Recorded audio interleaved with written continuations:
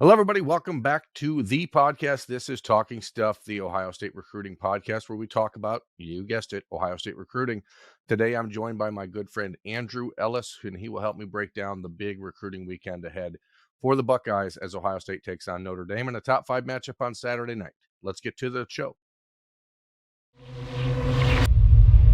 Andrew Ellis, welcome to the podcast. First time for Andrew on the show, and those of you who may be familiar with our background, my background, Andrew has been a recruiting, I don't know, what's the word, sycophant, guru, lover for a long time. So you read more than most people do about recruiting. You pay closer attention than most people do about recruiting. And therefore, folks out there, America, Andrew's more than qualified to talk about this visitor list for Ohio State. So I want to start there, Andrew, because as long as you and I have been paying attention to Ohio State's recruiting, like the big visit weekends, I think this is the biggest visitors list I've ever seen. And I don't know if I'm just having a case of recency bias or if I'm completely right on the money, but it feels like as big a group as I can ever remember. Yeah, this is the biggest official visit weekend I can ever recall. It almost feels weird coming in week one. But, you think of some of the other events of years past, whether it be a Michigan game or a night game against Penn State, or even some of the, out of season events like the spring games and the Friday Night Lights events. But this is the biggest one I can recall. Yeah, and it's interesting because last season was a very down year as far as Ohio State home game visitors because they didn't play a lot of the big time games at home.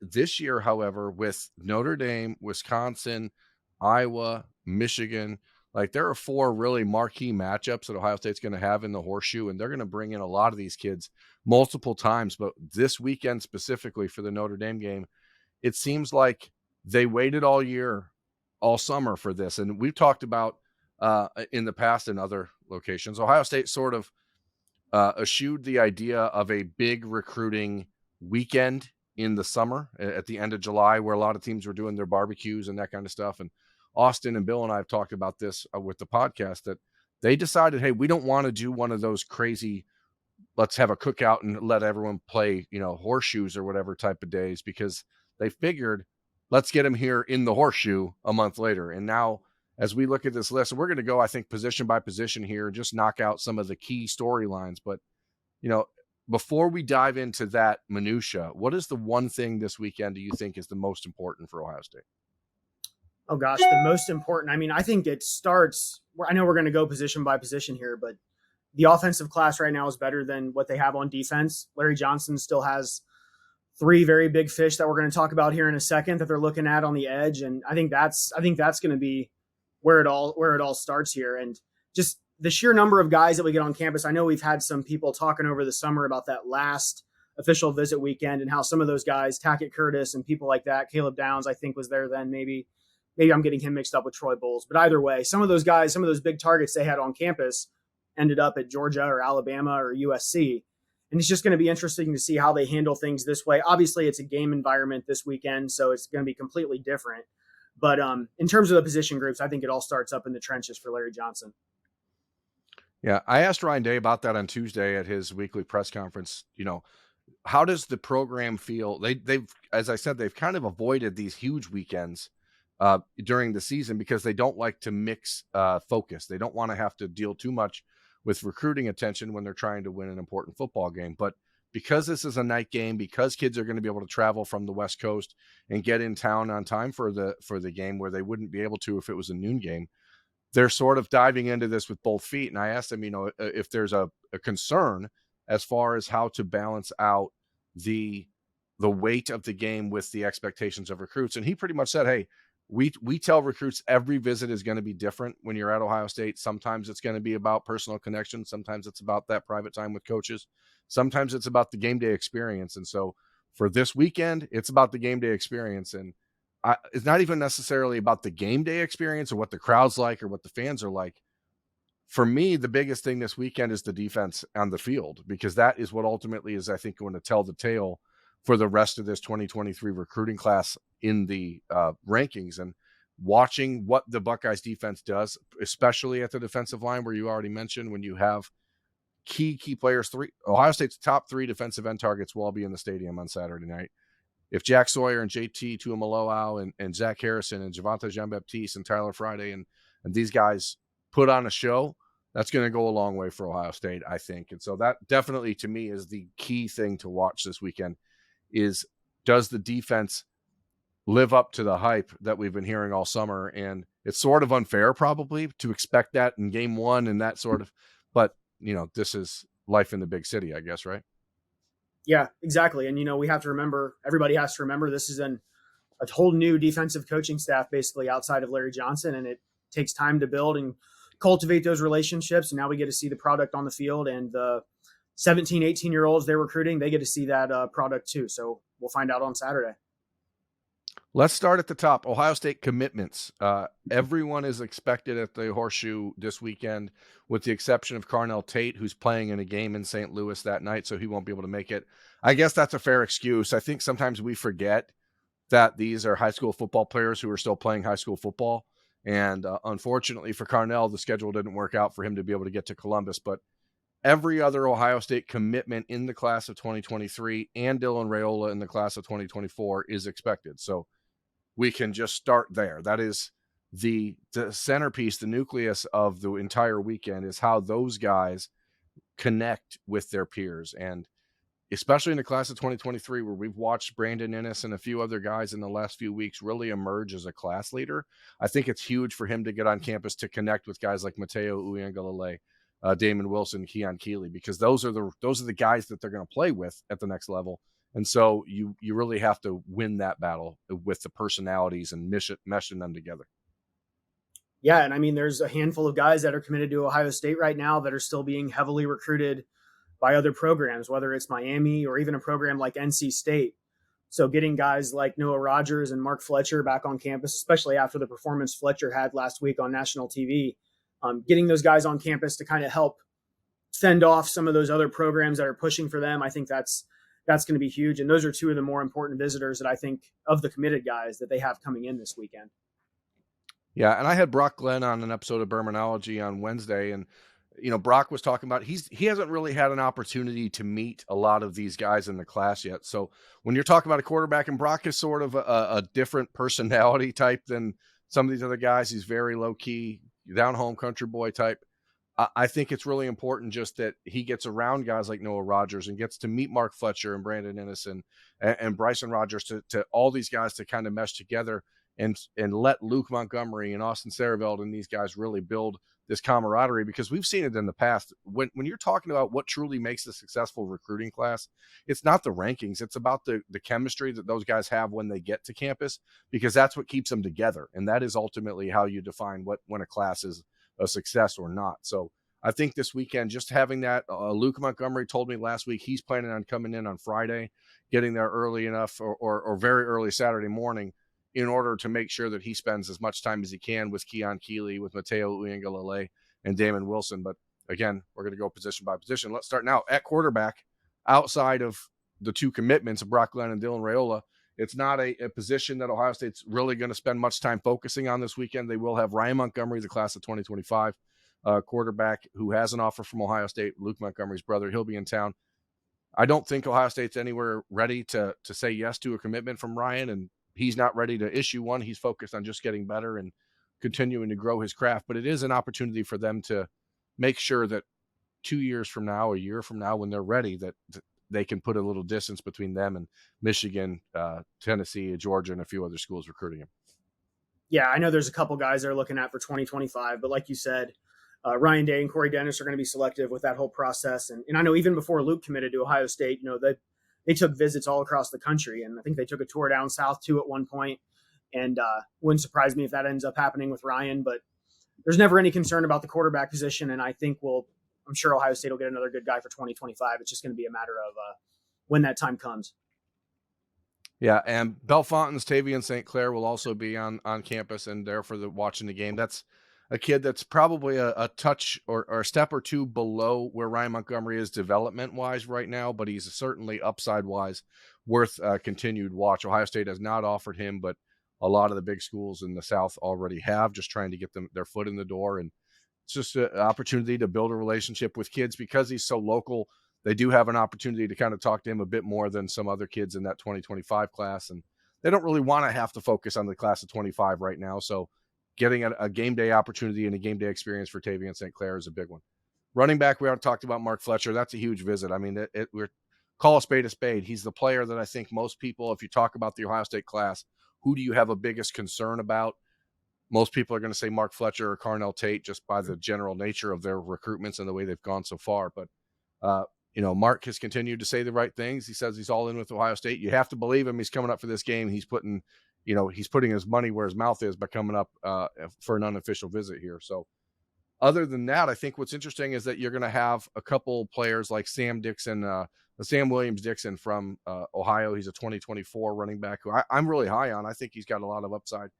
Doesn't have a lot of the huge offers, but then there's also a couple other 2024s, Corey Smith, Anias Williams. Those are guys that are really interesting players to watch, but Tony Alford has not put a whole lot of effort into recruiting nationally yet. He's been very close with guys like Stacey Gage and Jarrett Gibson, but it's early in the process. And as I wrote about on our Ohio State dotting the I's, OhioState.rivals.com dotting the I's on Tuesday, I think running back's probably the most important position right now in the class of 2024.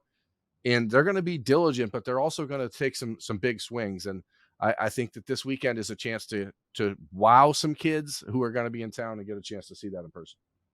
Yeah, I mean, I think it's going to be kind of reminiscent of the 2021 class when they're going to need two guys. And, with 2021, obviously, Tony Alford hit a grand slam with Trey Henderson and then Evan Pryor as well. And they're going to need a repeat performance of that in 2024. And I know there's still a possibility they add another guy for 2023, but right now it seems like Mark Fletcher is going to be that guy and then load up the next cycle. Yeah, the interesting thing is that Jordan Marshall, in-state player, who I'm, again, very high on, Cincinnati Moeller, he's not visiting this weekend. Right. He'll be in town for the Wisconsin game in a few weeks, but I don't want to say I'm predicting Jordan Marshall will end up at Ohio State, but I think you can feel pretty confident that if Ohio State makes a real push for an in-state player of that caliber, they're going to get him. But it could take a few weeks or maybe a little bit longer. Those Moeller kids are extremely bright, and they're going to be as diligent as they can with this process. Now, here's one thing that I'm just going to say it. I don't have any reason to say it, but I think it's worth paying attention to. Ohio State's been very clear that they want a second running back in the class of 2023. And so don't be surprised if someone around the country in that class is on the visitors list and we just don't know, whether it's a guy who's committed somewhere else, whether it's a guy that Tony Alford's just been looking at, whether there's a dozen players that they're still at least recruiting at that spot or having conversations with. So we don't have them on the list right now, but I'm not going to say I'd be surprised if anyone else shows up at that position, with the exception, like I don't think Richard Young would show up, but I think pretty much him or Cedric Baxter. I wouldn't even completely rule out the possibility that Justice Haynes could just be there. I don't think it's going to happen, but I wouldn't rule it out entirely. But I think there's at least a half a dozen guys that are realistic possibilities to just be there, and we don't know it yet. Yeah, that's like low key. My favorite thing about these events is like we all have these names we're looking at, and Thursday evening we've got a list that we think is going to be there, and then Friday night you find out some random 5-star showing up. So that's one of the most interesting part about these big visit weekends. So we'll see, I guess, as Saturday draws near. On the flip side of that, though, there is the lists we all have, and then guys don't show up, right? And so that's where I'm kind of at with the wide receivers. I feel pretty confident that Jeremiah Smith, who the number 3 ranked player in the country, according to Rivals.com for the class of 2024, I'm pretty sure he'll be there. I'm not as sure that JoJo Trader, his good friend, will be there with him. I don't think that's been confirmed yet. But if you look at wide receiver, it's not just those guys. It's also Ryan Wingo, a 5-star player from St. Louis. And that's one that I think is really interesting, Andrew. I talked to Ryan Wingo on Monday night about this visit, just, checking my list, making my list, checking it twice, confirming guys coming in. And he says he's never spoken to Brian Hartline. So this is a kid who's come into town with a teammate, and like it's a 5-star kid, a top 10 player in the country who's never spoken to the receivers coach. And it's his opportunity to get to know him. And I think it shows something about Ryan Wingo that he's willing to do that. I mean, obviously it's a cool game to go see, but it still also says something when a top 10 player in the country says, hey, I want to meet this guy and I want to start this relationship. And he's willing to make that trip. Yeah. And I think part of that also just shows how good Brian Hartline is like we're looking forward to another class that's going to have probably at least 2 or 3 high end, maybe even 2 or 3 5-star guys, with Jeremiah Smith being the top target right now. And we really even haven't talked much about Ryan Wingo just because of some of those other guys they're in on.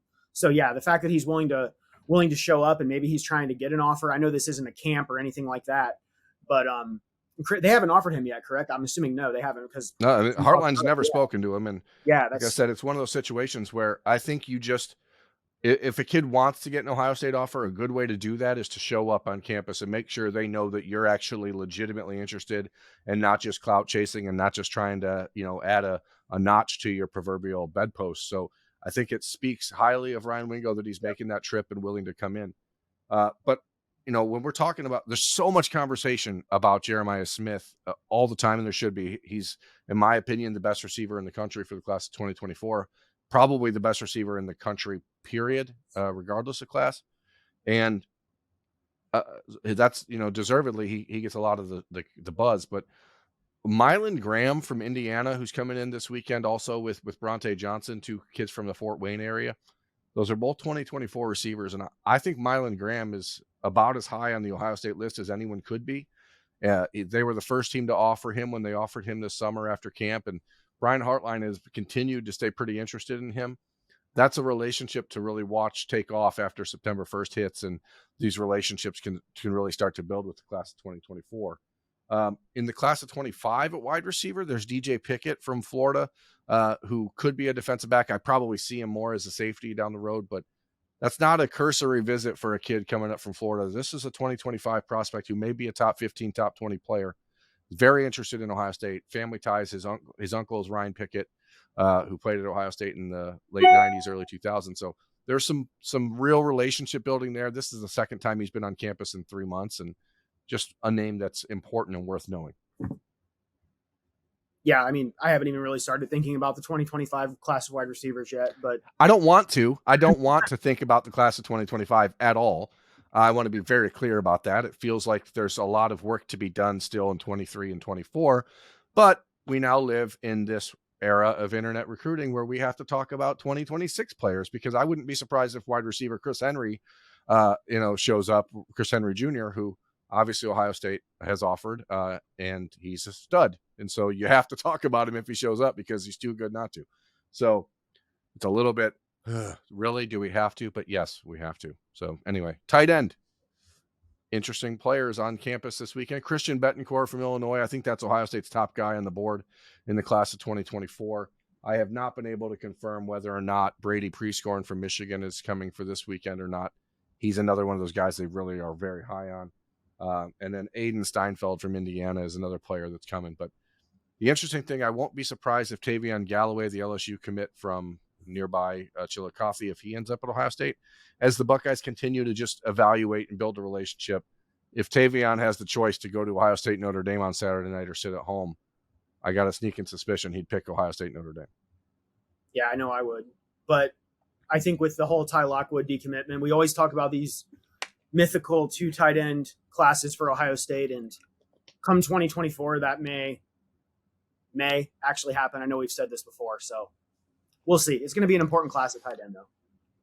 Yeah, and as much as I don't want to talk about the 2025 class at wide receiver, I explicitly don't want to talk about the 2025 class at tight end, but yet here we are as Landon Pace. The name sounds probably familiar to Buckeyes fans out there. Orlando Pace's son is a class of 2025 tight end prospect who Ohio State has offered. He is visiting this weekend. And so is Bear Tenney, a tight end from Arizona, who's a really highly ranked player. So Kevin Wilson and the tight end recruiting room is staying aggressive. They've been very aggressive all summer, and they're going to continue to push for that and try to make a play.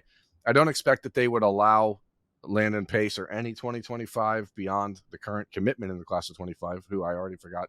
When I was talking earlier, they do have a 2025 commitment coming this weekend as well. But Landon's interesting. I mean, he's a big old kid, big athlete, looked really good at camp this summer. So I guess with his dad probably being in the shoe, his brother playing on Ohio State as a preferred walk-on, you never know. Maybe they'll let him join the club. Would you take a 2025 commitment right now? I mean, be honest. I mean, if it was somebody named Bear Tenney, I would have to consider it, Well, because if you didn't, there's a good chance he'd rip your face off. Yeah, exactly. I mean, that's a name you know? would have a hard time turning down, I would think. But Yeah, I don't I'm know. I not mean, really. yeah, it's the commitment they had the other week was that kind of came out of nowhere. So I mean, I don't know. Like if it's some kid that is going to be like definitely a 5-star caliber prospect. I mean, maybe, but I'd have a hard time doing Right, that. like Jonte Gilbert, Yeah, Jonte Gilbert, the 2025 commitment is, and Jonte Gilbert, to his credit, has become a very aggressive recruiter already for Ohio State. We'll talk about that when we start talking about other players that are coming in, but it's fascinating to watch a young guy like that who was at Ohio State one time in the summer and just decided, hey, this is exactly where I want to be. Now, you can go back a ways and find long-term commitments that don't last. They very generally don't, but you never know. Shaun Wade committed to Ohio State on, the 15th of, 2015. And Shaun stayed committed the whole time, despite a lot of rumors about him potentially flipping elsewhere. But that was 2.5 years worth of commitment, right? Yeah. Is it going to be a Shaun Wade or is it going to be a Bruce Judson type? I know Bruce Judson's recruitment went downhill from the time he committed to Ohio State, but those are just two very different early commitments. You mean the time he showed up to Ohio State and the coach didn't know who he was? Yeah, that was a problem. Probably a little awkward, I would say, right? Yeah, offensive line, I think, is obviously one of those positions, Andrew, where we could talk ad nauseum about the Buckeyes recruiting approach, their success, the lack thereof, etc. And if you look at this weekend, I don't see a group of guys other than the commitments who you are looking at saying they've got the big time dudes on campus this weekend for this game. And in some ways, I think that's probably smart because they're playing a Notre Dame team that they recruit offensive linemen against almost exclusively.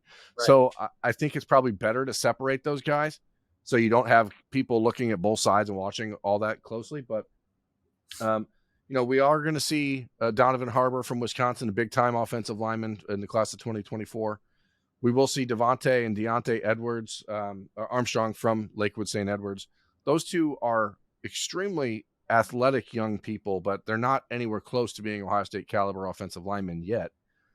Ben Roebuck, I don't think is on the list. I haven't seen him. He's another kid at St. Edwards that we'll see on campus at some point this season for Ohio State, but there's some development that has to get done before he becomes an Ohio State level player. And, I'm a little surprised that Ohio State is not going to have, I'm talking about from Avon, Luke Hamilton. Luke Hamilton. I would have expected that he would have been there for this weekend, but I haven't seen him confirmed or on the list. But I wouldn't be surprised if he showed up. I think he's Ohio's best offensive lineman in the class of 2024. But when you're talking about 2024, there is an offensive lineman, Ian Moore, coming over from New Palestine, Indiana. And I think Ohio State is in the lead in his recruitment, and I wouldn't be surprised if his commitment ended sometime in the next 5 or 6 weeks. And I think this weekend could be a big push for them there, especially if Dylan Raiola gets an opportunity to get to hang out and talk to him a little bit. That's definitely one to watch as far as Ohio State's positioning. Yeah, I mean, I think the 2024 offensive line class in Ohio is a good one. It's just they don't have that no doubt about it Paris Johnson Jr. type there right now, at least not from what I've seen. So no, I agree. I mean, it's a class that has to develop. The offensive line is always the longest developing position on the field. And we're still talking about kids that are juniors in high school. So to expect that anyone's even close to a finished product is probably premature, but it's especially premature when you're dealing with guys like the Armstrong twins who are, a year ago, they were 6'5" and 220 pounds.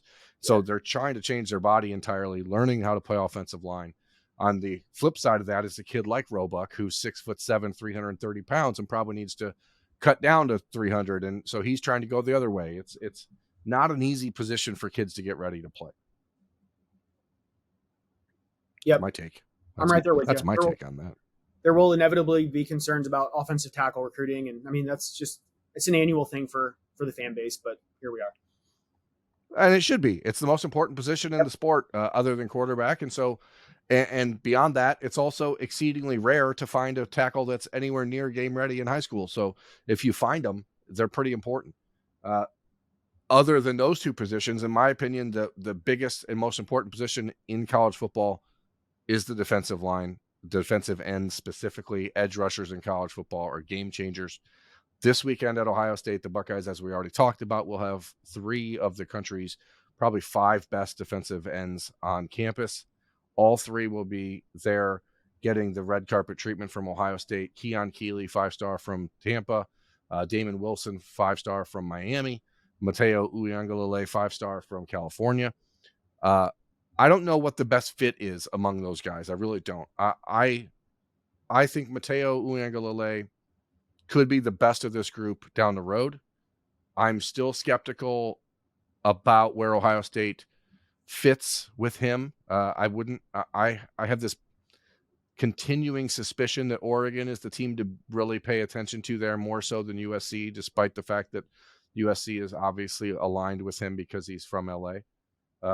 You mean Oregon is Ohio State's top competition, is what you're saying? I think so. Yeah. Okay. Yeah. I think so. And I think Ohio State is in a good position. Larry Johnson has a good relationship with his father, but his mother is the one that's really driving this bus in his recruitment for Mateo, from what I understand. And I think that's probably a good thing for Ohio State because she really does trust Ryan Day and Larry Johnson quite a bit. But it's still a big change to go from California to Ohio. And the one thing Ohio State has working in their favor is JT Tuimoloau and the relationship those two have, the similarities in their style, the similarities in their body size, the similarities in their development track. I think Ohio State can win that battle, but I feel like more optimistic on Keon Keeley and Damon Wilson with less evidence that I should be. Does that, you know what I mean? Yeah. And you're seemingly in the minority with that take too, but I mean, I can see where you're coming from with that though. You know, I know Mateo. I'm generally in the minority when it comes to some of this stuff, right? Yeah, it's okay. Yeah, I don't feel bad about it. No, and I mean, Mateo still has a visit to Alabama too. I don't know how serious that is, and obviously Alabama's right there for Keeley as well. But part of it, and Damon Wilson, I think. Yeah, Damon Wilson too. Part of it's just that, Ohio State's their scheme is so much different from Alabama's with Will Anderson playing that, what do they call it? I think they call it their jack position as their top pass rusher. And Keon Keeley is not that type of guy. Like he's not, I don't know. He's what, 6'6", 260 or something. To me, he looks more like a 4-3 defensive end. And I know we talked about this with JT Tuimoloau back in the day when it looked like Alabama was involved there too. But everybody thinks Alabama's leading the charge for Keon Keeley, and they're going to be hard to beat. But this weekend's going to be it's a big one for Larry Johnson. I mean, that's an understatement. I don't think you can just ignore the fact that a player is certainly a better fit in the Ohio State style of defense. And there's no doubt that Keon Keeley is a 4-3 defensive end, which is what, Ohio State plays a 4-man front almost exclusively. So it is interesting that people are just making that assumption about Keon Keeley in Alabama. And I think it's probably because the timing of his decommitment, how recently he had been to Bama and that kind of stuff. But, Ohio State was the first school that he visited other than Notre Dame when he took a trip to Columbus in March. His uncle is very close friends with Keith Byers. And there's some family, there's no push from the family to say, hey, look at Ohio State. But they do have a little bit of influence there. And again, I hate to say this because it sounds cliche and it also doesn't ultimately matter in this new era of college football. But Keon Keeley is an Ohio State kid. Like, he is an Ohio State kid. If you talk to this kid, if the way that he's going to be around the other Ohio State commitments, this is a kid that fits in at Ohio State. Now, that doesn't mean he can't stand out somewhere else, but that is the battle I think that a lot of these kids have to wage within themselves. Do you believe it's more important to be comfortable and develop your NFL skills, or do you just care about getting ready to the NFL in 3 years? I'm not sure that you can get to the NFL in 3 years from Alabama as a 4-3 defensive end because there's not a lot of evidence to support that.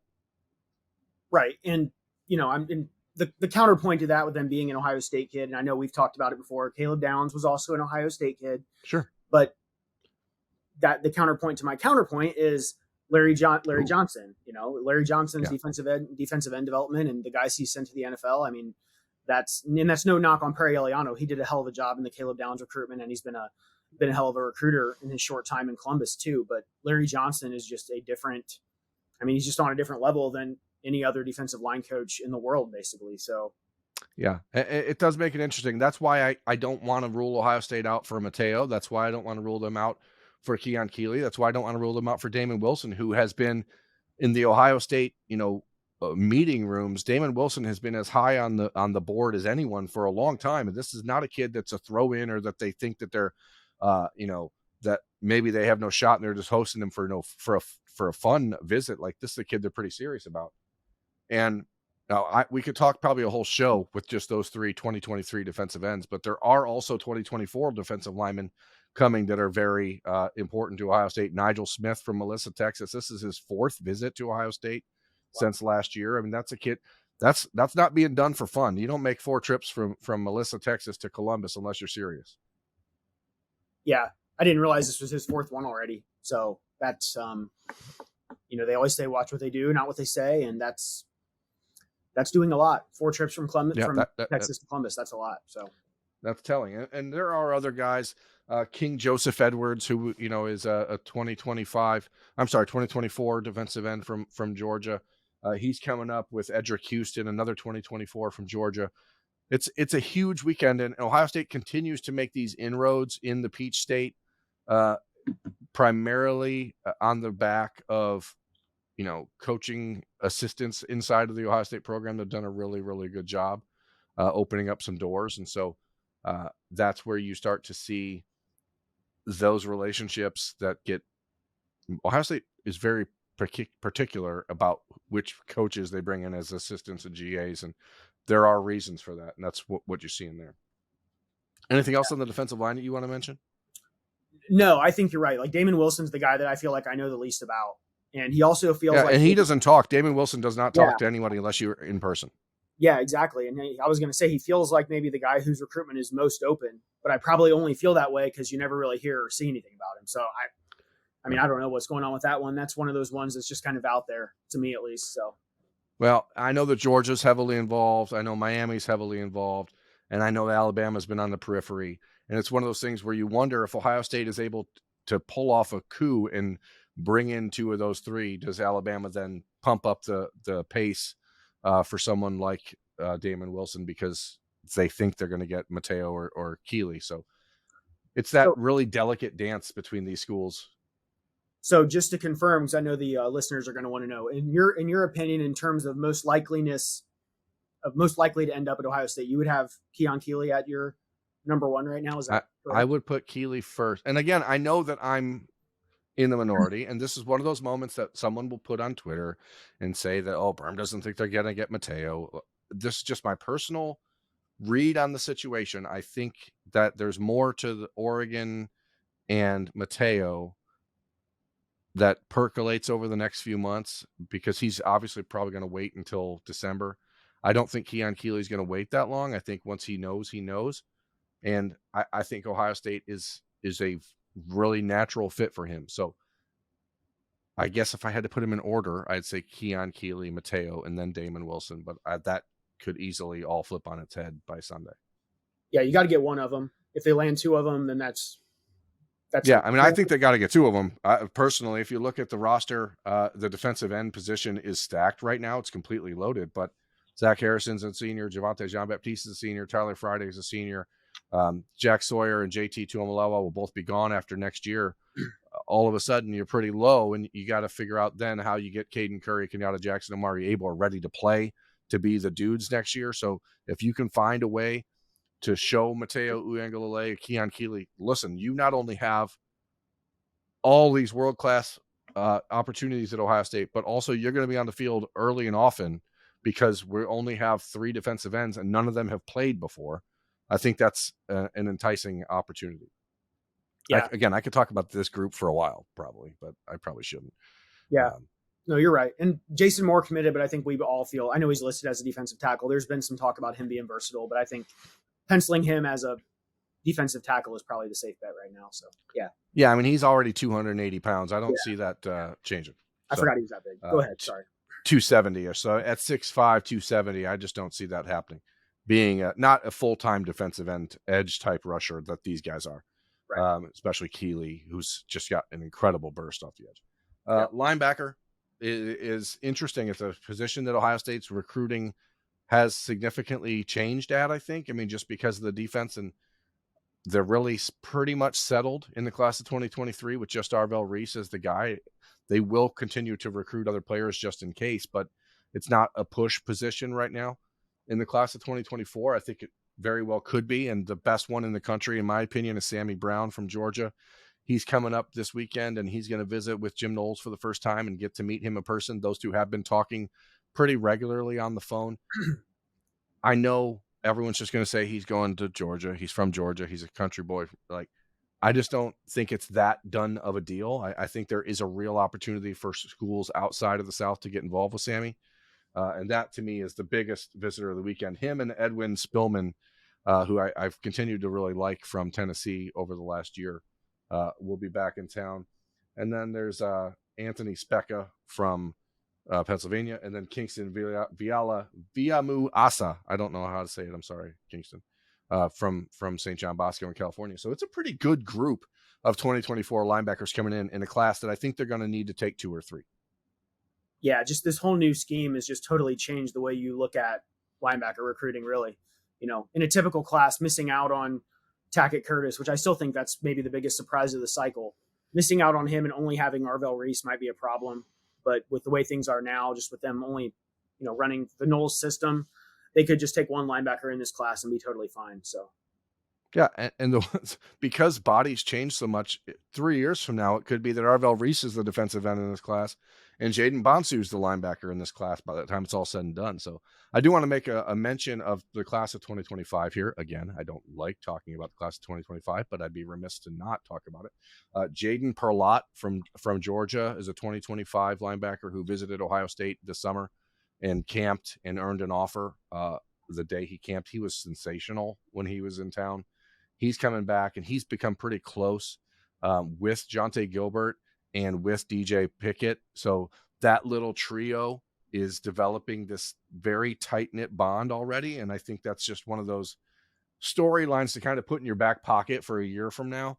But Perlott coming up again is interesting, and I get the same sense with him as I do out of guys like Jonte Gilbert. Like, they're not growing up dying to stay home and play at Georgia. I mean, they certainly will. It's a great program. They won the national title. They're in the SEC, blah, blah, blah, blah, blah, blah, blah.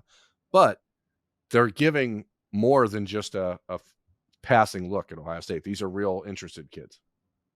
Yeah. Speaking of guys that could end up at linebacker, Sonny Styles just lost his black stripe, so that's good to see. Well, I'm not surprised. He's really, really good. I heard he was pretty good. I don't know how they keep him off the field. At some point, talent like that just shines through and becomes impossible to keep, restrained. You know what I mean? I don't want to restrain him. Let him go. Let the sun shine. Yeah, I'm with you. Set him free. Cornerback, Andrew, Ohio State could easily, in the class of 2024, get 3 in-state commitments from cornerback and be good to go. 2 of those guys, Bryce West and Aaron Scott, will visit this weekend. I don't think Bryce West will commit this weekend because it's just not the Glenville way. I wouldn't be surprised if Ohio State makes a real effort to get Aaron Scott to lock up his recruitment. They are big fans of him. He's a 4-star player from Springfield, very long, rangy type of corner they really like. Those 2 are the headliners at that position, and they're going to get a lot of attention. Yeah, I think the 2024 class at corner could be somewhat boring compared to what we've seen this cycle with guys decommitting, flipping guys from Texas Tech, all that kind of stuff. And I don't mean that in a bad way. It's just the fact that, like you said, there's just so many good guys in the state of Ohio here that it's just maybe going to be a little bit uneventful. So we'll see if any of those guys decide to pop soon, but it's just a really good class at cornerback. So that's great. Yeah, and Bryce West is a player that, I mean, again, he's at Glenville. I would be absolutely shocked, eat my shoe type of shocked, if he doesn't end up picking Ohio State at some point in his recruitment. But the Glenville way is to try to build up the momentum, let other guys in your class get some love, and bring coaches around for that purpose. Aaron Scott at Springfield, one of the best programs in the state. Buckeyes, as I said, very high on him. I wouldn't be surprised if there's at least a push to say, hey, Aaron, you can be the guy on defense like Dylan is on offense to start building this class. Um, and the same goes for Garrett Stover, who is a class of 2024 safety from Ohio. He will visit this weekend.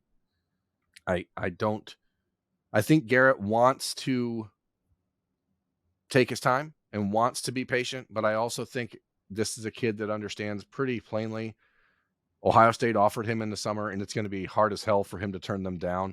And maybe there's more value to commit and build a class and get in the class and just focus on getting better than playing the recruiting game. So I wouldn't be surprised if he's one of those kids that we talk about next week as getting close to make a decision. But in this new world of Ohio State's defense, which is a safety-driven defense brought to you by, some car company, there is not a position group that I think has the studs coming in other than wide receiver this weekend more than safety. Well, you have, again, not just Garrett Stover, but Peyton Woodyard coming in, KJ Bolden coming in. Just that trio in itself is phenomenal, and all three could very easily end up at Ohio State. Yeah, I totally forgot that Peyton Woodward was going to be there too. Maybe their top overall defensive target in the class, one of their top overall defensive targets in the class. So he's an absolute stud. He's an absolute stud. And this is why you recruit kids from Bosco, because they are just complete young men. And they're people that you really want to build a program around. They're the guys like Court Williams, the guys like Wyatt Davis, who you just like, man, that's who you want. Peyton Woodyard, I think his final decision will come down to Ohio State, Notre Dame. I think that's pretty much what a lot of people have thought. And so this weekend could go a long way for them. Yeah, I mean, he's the Caleb Downs of the 2024 class, I would say. Hopefully with I know Caleb Downs hasn't signed yet, but hopefully with a different end result. So we'll see. Well, I mean, anything can happen. It's still only September 1st.